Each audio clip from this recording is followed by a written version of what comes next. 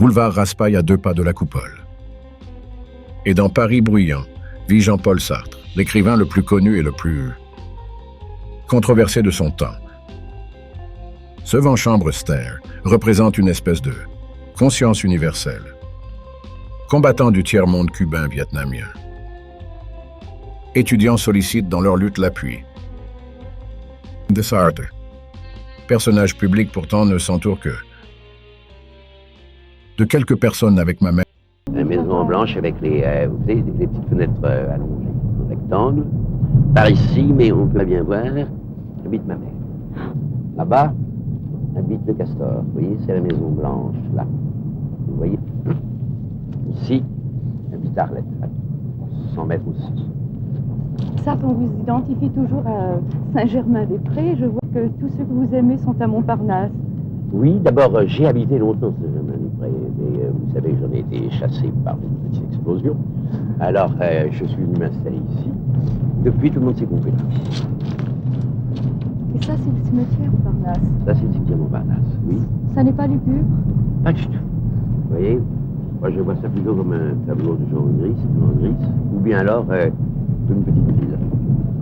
J'ai toujours visité les cimetières, d'ailleurs, à l'étranger. On est au 10e étage. 10e, oui. Avez... Alors, ils m'ont construit ça. Ah, avant, oui. j'avais une vue beaucoup plus belle, il y a 2 ans. Vous aimez les hauteurs? J'aime bien, oui. J'aime bien habiter haut. Castor, dès qu'on dit ça, on dit aussi Simone.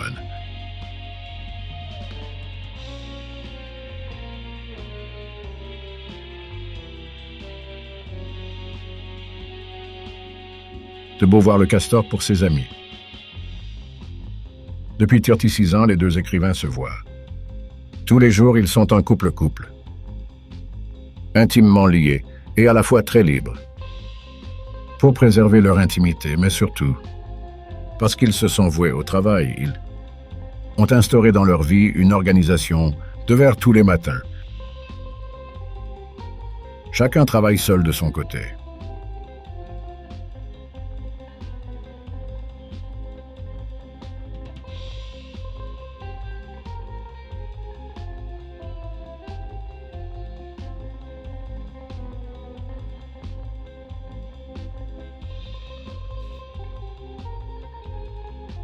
Depuis près de temps an, Sartre prépare un essai sur Flaubert où il tente de faire une synthèse, et c'est là son engagement d'intellectuel de toutes les méthodes que nous avons reconnaître une homme que ceux, soit les évidences qu'il donne sur lui-même, le marxisme, la sociologie et la psychanalyse.